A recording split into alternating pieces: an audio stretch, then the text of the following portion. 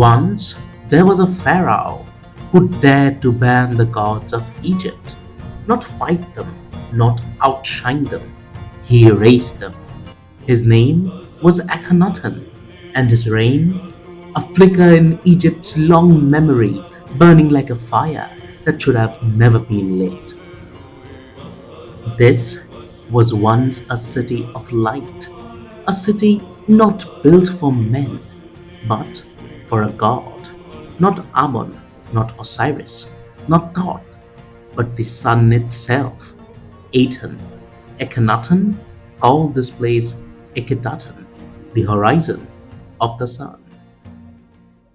Before we get into this absolute attention seeker of a tale, let me just remind you that subscriptions on this channel are absolutely free. You can opt in anytime and then subscribe whenever you want. But who does that? A dog? I've faith in you. Plus, if you appreciate my effort, do give a thumping like and let me know your thoughts, your requirements, and your feedback in the comment section below. And oh, yes, if you want to connect further, here's my Instagram.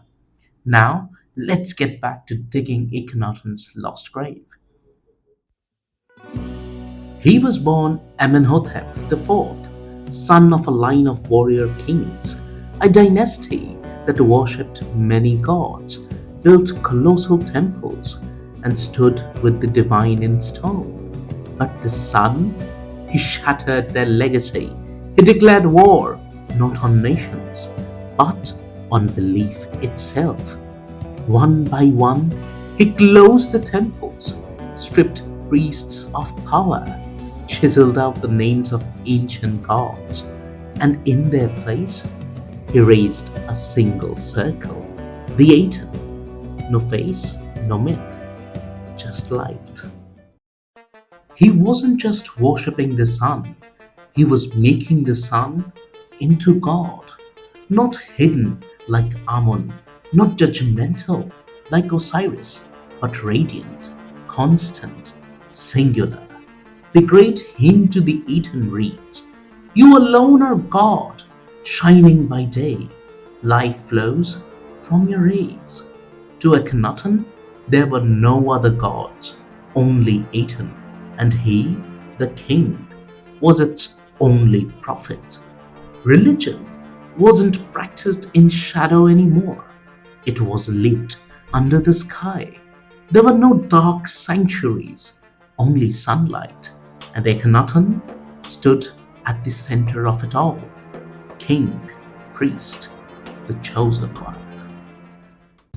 But while the Pharaoh gazed at the heavens, the world below began to crumble. In foreign lands, allies begged for help. The Amarna Letters, real tablets buried in the sands, speak of chaos. The king does nothing. We are attacked. Save us. But the answers never came. While his generals waited for orders, Akhenaten offered prayers. While cities burned, he held ceremonies to Aten. The empire shrank, the borders blurred, and the sun god stayed silent. Inside the new capital, though, a different kind of life was unfolding. The art changed. No more stiff, godlike poses. Akhenaten and Nefertiti were shown laughing, eating, cradling their daughters. The rays of Aten ended in hands, offering ounce, the symbol of life, directly to them. It was a family. It was divine. It was fragile. And then he vanished. 17 years on the throne. And then silence. No final war. No grand burial. Just absence. What followed was vengeance. Statues smashed. Names scratched from history. His temples pulled apart, stone by stone.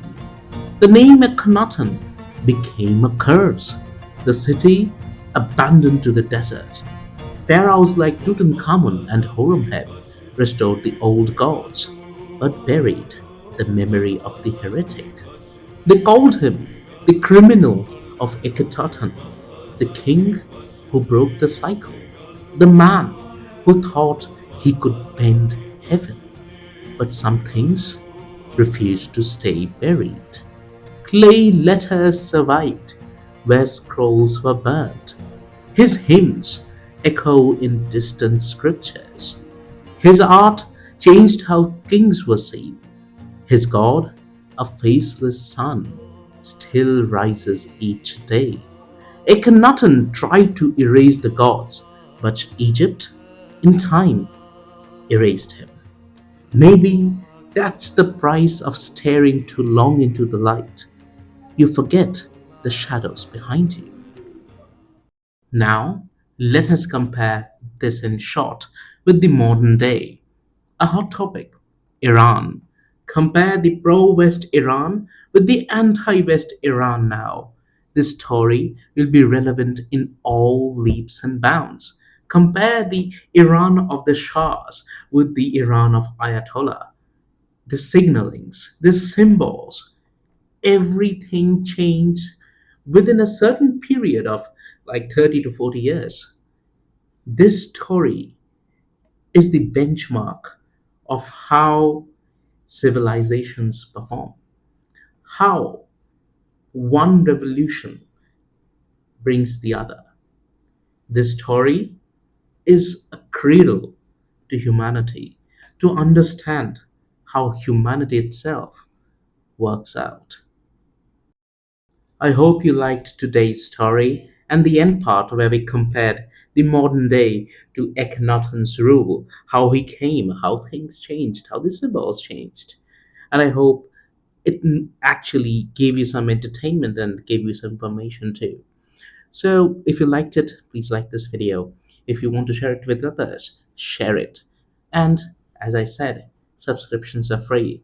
Feel free to subscribe anytime you want. And let us talk a little bit more in the comments.